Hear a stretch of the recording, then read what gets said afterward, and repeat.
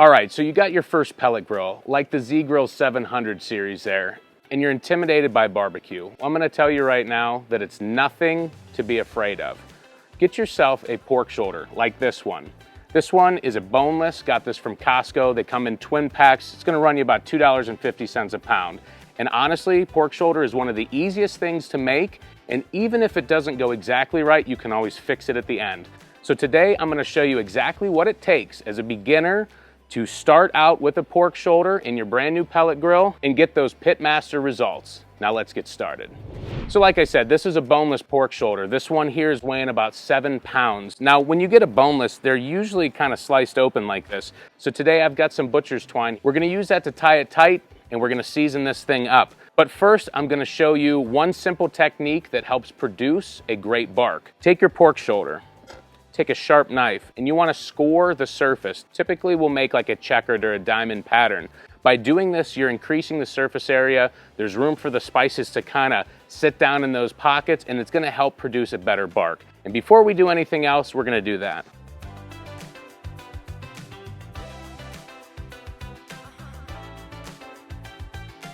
We're gonna do it to both sides here.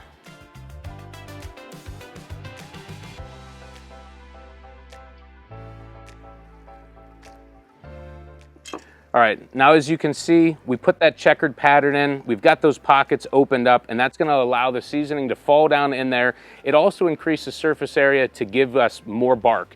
And when it comes to pork shoulder, that's what we're looking for. So because this is kind of butterflied and cut open, being a boneless pork shoulder, we're gonna use some butcher's twine here to tie it tight, to get kind of a log, a nice dense log shape.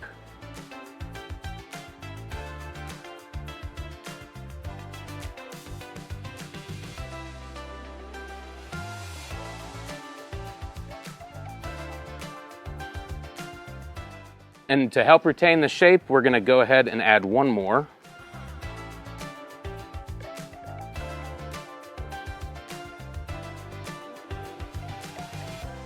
Now you can see we've got it tightened up. It's gonna hold together nicely. It's time to get it seasoned. Now I like to start out with a binder. With this, most people use a yellow mustard, and that's what we're gonna go with today. All we're using this for is to create a sticky surface for the spices and the rubs to stick to the meat. Get yourself your yellow mustard, and you don't need a lot. And you just want to lather that in. Don't forget the sides and the back. So I like to use a brisket rub on my pork shoulders. This is my homemade brisket rub. I'm gonna put the recipe down in the description, but it's essentially just coarse black pepper, seasoned salt, kosher salt, and granulated garlic powder. I've got the ratios and everything down in the description for you to check it out. I like to take the back side of my glove and kind of pat in that rub to help it stick to that binder so that when we flip it over, the rub doesn't go flying all over the cutting board. And don't forget to do the sides.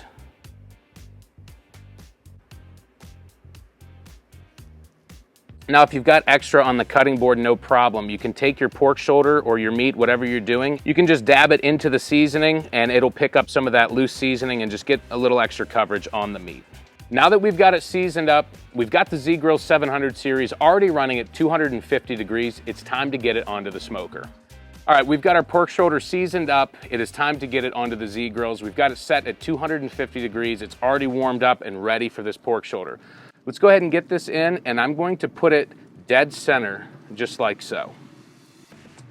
Now, when it comes to pork shoulder, it's all about building that bark and setting that rub into the surface of the meat. We don't want it to be able to rub off. We want it to stick and actually start to build that bark. So the next 3 to 4 hours is when that happens. Let's give it some time and we'll check in a few hours. All right, it's about 3 hours in. Let's check on this pork shoulder. Now, as you can see, the bark is starting to set up. You could feel that it's kind of got that nice rough texture. The salt and pepper really isn't coming off, but we still don't have the color that we're looking for yet. But I've got one of my probes here. We're gonna insert that in because since we're doing an overnight cook, we wanna monitor the temperature. So what I like to do is I like to measure with my fingers like this and find the center. So how deep do I need to push it in? So I'm measuring to the center. I'm gonna go to the middle, to the thickest part, and I'm gonna insert this probe into the thickest part and try and get it right into the center of that pork shoulder. Now, when it comes to pork shoulder, you want to watch that temperature, but like I said, we still don't have the color that we're looking for. Now, I'm using the ThermoWorks signals so that I can monitor the temperature, not only of the pit itself, but also of the pork shoulder. Now, why is that important? Well, it's about 1 o'clock in the morning. I'm gonna go inside, I'm gonna get some sleep because I know I've got some time, but I wanna make sure that for any reason, I know if there's an issue. Is it cooking faster than I thought? Did I flame out? Did I run out of pellets? You know, those are things that you need to worry about. Now, I've filled the hopper up with some ZGrills pellets, so I should be good throughout the night. But just in case, I like to run this. I run this on every pit that I use, so I'm gonna monitor the internal temperature. Now, typically when I cook pork shoulders, I find that at about 170 degrees internal temperature is usually when I have the bark and the color that I'm looking for. Now, once I achieve that bark and color, I'm going to take it out and I'm gonna wrap it in foil. Now, at this point, when we wrap it in foil, we're basically braising it inside of that foil. All those juices and steam gets contained, and that helps to tenderize and push this through what we call the stall period. The stall period itself is a time within the cook when the meat itself is basically fighting you in temperature. Now, there's science behind that, but we're not gonna get into it. But what happens is you could monitor that temperature for an hour, 2 hours, 3 hours, and it never changes.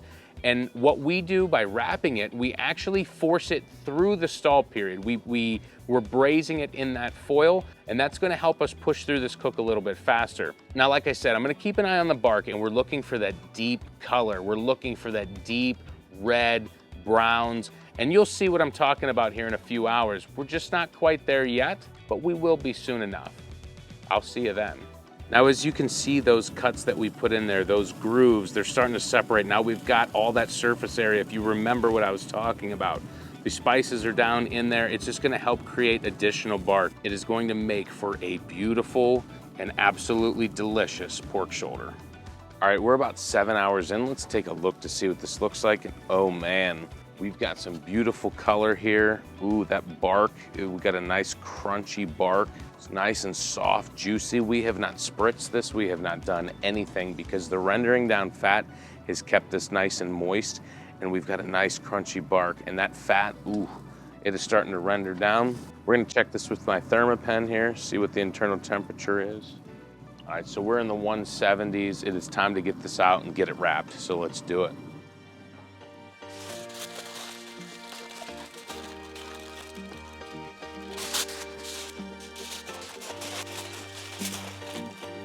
Keeping it fat cap up, we're going back to the smoker.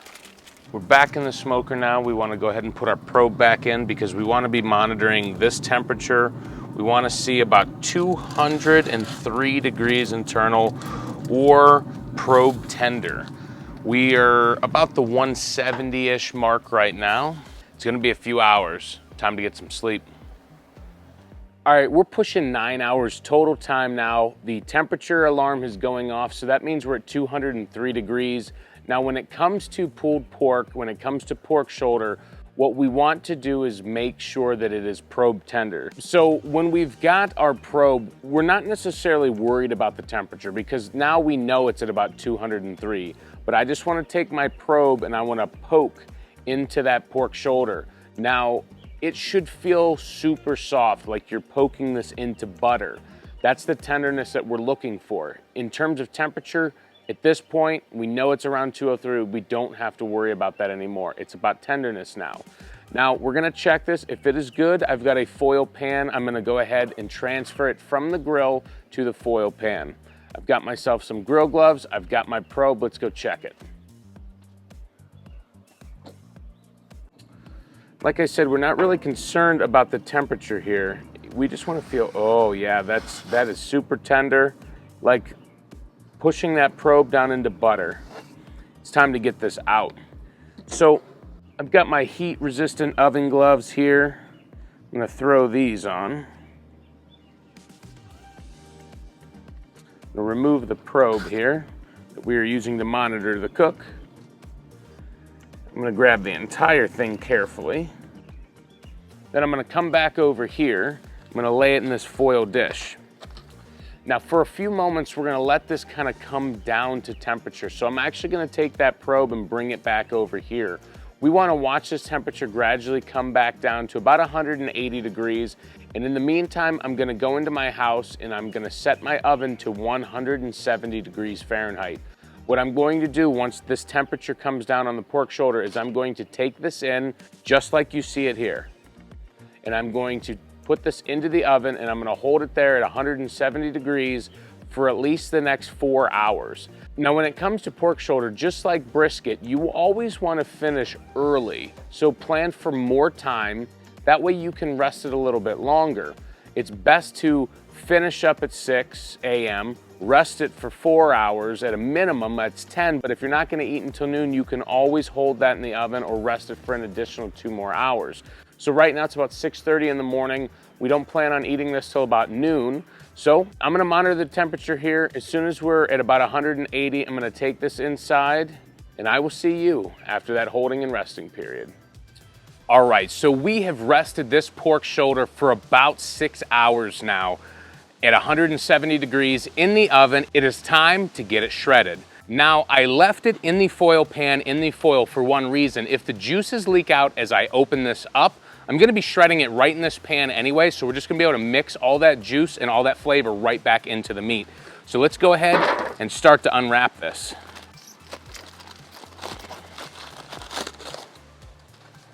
Oh yeah, it is nice and moist. I can see it. Oh, look at that, it's gelatinous. It is so soft. I'm gonna try and carefully pick this up in one whole piece. Now remember, we tied this with butcher's twine to keep it intact. So don't forget to cut that off and remove it. Oh man, that meat is so tender. Just trying to cut this, the meat is falling apart. Look at that. Now, when it comes to shredding pulled pork, what I like to do is use some glove liners so you can see kind of the 2 layers of gloves that I have. The glove liners themselves help protect my hands from the heat, and the black gloves keep them clean, and it just makes for an easier cleanup.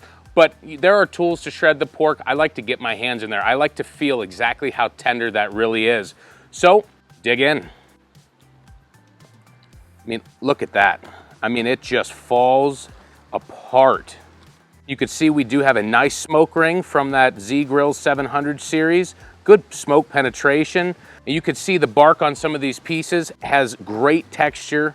I'm excited to give this a try. Now, some people worry that putting it in the oven at 170 degrees will actually dry the meat out. I had it wrapped tight. I had it in there at a low temperature, 160, 170 degrees is perfectly fine. You can rest it there and hold it there for even longer if necessary. Now, and if I see any large pieces of fat, I go ahead and set those off to the sides and I will remove them before I actually serve this. Now, I don't know about you, but that looks like some delicious pulled pork. There's some beautiful colors in there, some deep reds. We've got some dark bark there, and it is super, super tender. So I'm gonna root through here. I'm gonna find myself a nice piece of meat that's got some bark on it because I wanna see what kind of flavor that we got from that homemade salt, pepper, garlic rub. And like I said, that recipe is down in the description. Found myself a piece. Let's give it a try. Wow, that is so tender, it melts in your mouth. It's got a great texture though from that bark, from that rub that we put on there. And it is super moist too, which is always one of my goals when it comes down to pulled pork. I don't want to dry pulled pork. I don't want to rely on the sauce to make it moist. And this was a complete success in my mind. And if you are looking for successful barbecue, then I suggest you check out some more of my videos, and I think you should check out the ZGrills because you know what?